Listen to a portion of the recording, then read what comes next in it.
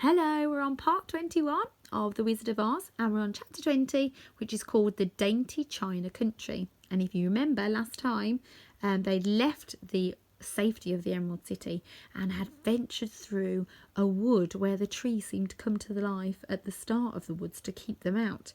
Luckily, the Tin Woodman had his axe with him, so he chopped them away. And they reached a smooth wall that was white. So I wonder if that was China. Let's have a look. While the woodman was creating a ladder from wood which he found within the forest, Dorothy lay down and slept, for she was worn out by the way of the lengthy walk. The lion also curled himself up to sleep, and Toto lay beside him. The Scarecrow watched the woodman whilst he laboured and stated to him, "I can't assume why this wall is right here, nor what it's far product of." "Rest your brains and do not worry approximately the wall," answered the woodman. "When we've climbed over it, we will recognise what's on the opposite aspect." After a time, the ladder became completed. It seemed clumsy, but the Tin Woodman changed into certain it became strong and would solution their cause. The Scarecrow waked Dorothy and the Lion and Toto and told them that the ladder became prepared. The Scarecrow climbed up the ladder first, but he became so awkward that Dorothy had to comply with close in the back and preserve him from falling off. When he got his head over the top of the wall, the Scarecrow said, "Oh my!" "Go on!" exclaimed Dorothy. So the Scarecrow climbed farther up and sat down at the pinnacle of the wall, and Dorothy placed her head over and cried, "Oh my!" simply as the Scarecrow had accomplished. Then Toto got here up and right now started to bark. However, Dorothy made him be still. The Lion climbed the ladder next, and the Tin Woodman got there closing, but both of them cried, "Oh my!" as quickly as they appeared over the wall. When they had been all sitting in a row at the top of the wall, they regarded down and noticed an odd sight. Before them was an extremely good stretch of United States, having a ground as smooth and shining and white as the lowest of a massive platter. Scattered around had been many homes made totally of china and painted in the brightest colourings. These homes quite small, the largest of them reaching most effective as excessive as Dorothy's waist. There had been additionally pretty little barns with china fences around them, and many cows and sheep and horses and pigs and chickens, all made of china, had been stated approximately in companies. But the strangest of all had been the individuals who lived on this queer USA.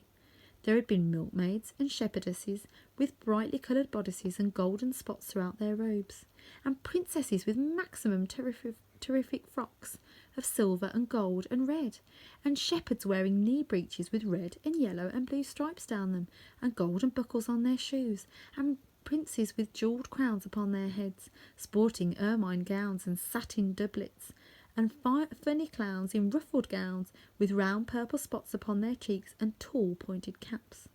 And, strangest of all, these people were all product of China, even to their garments, and were so small that the tallest of them changed into no higher than Dorothy's knee. How bizarre.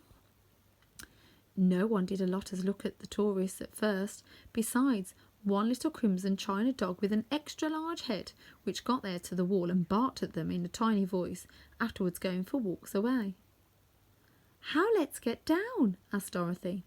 They determined the ladder so heavy they couldn't pull it up, so the Scarecrow fell off the wall and the others jumped down upon him so that the hard floor could no longer hurt their toes.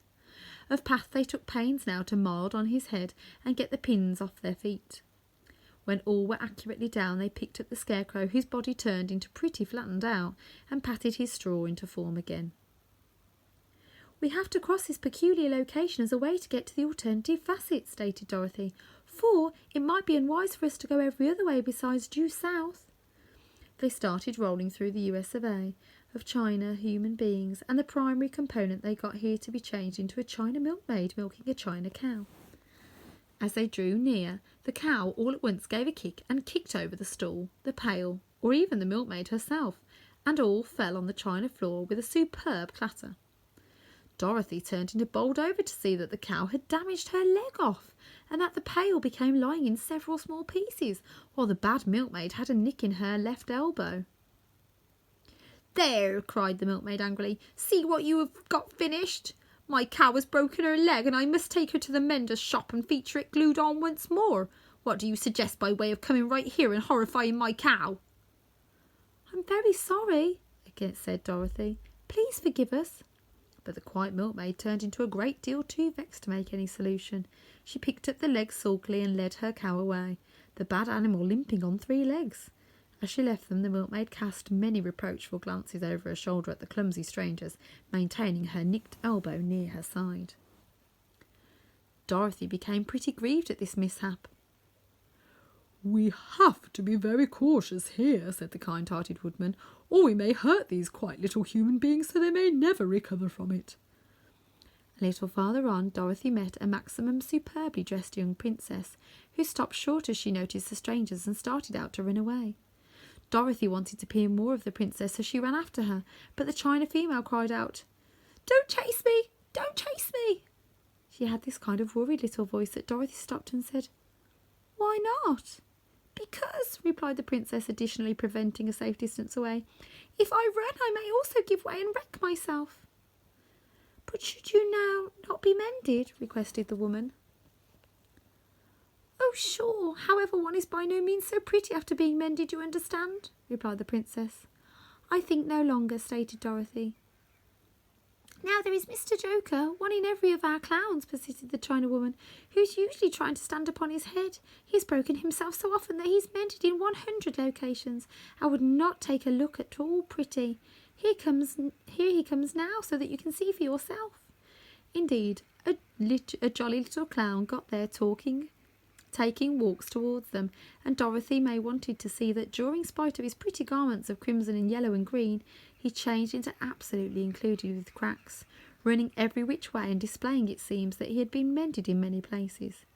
The clown placed his hands in his pockets, and after puffing out his cheeks and nodding his head at them saucily, he stated, "My girl, honest, why do you stare?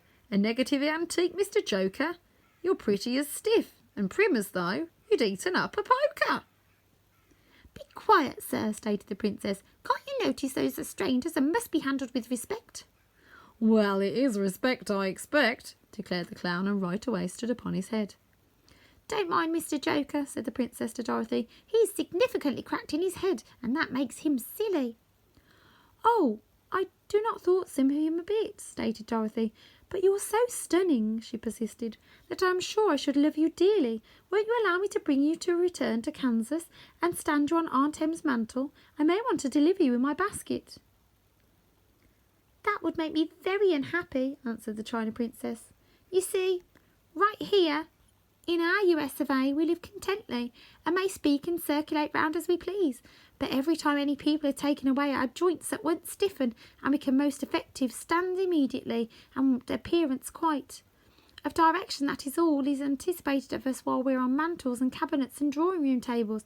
But our lives are an awful lot pleasanter here in our own country." "I could not make you unhappy for all the international," exclaimed Dorothy. "So I'll simply say goodbye." "Goodbye," answered the princess. They walked cautiously through the United States of America. The little animals and all the human beings scampered out of their manor, fearing the strangers might smash them, and after an hour or so the travellers reached the opposite side of the USA and came to another China wall. It turned into now not so high because the first, and by standing upon the lions again, they all controlled to scramble the pinnacle.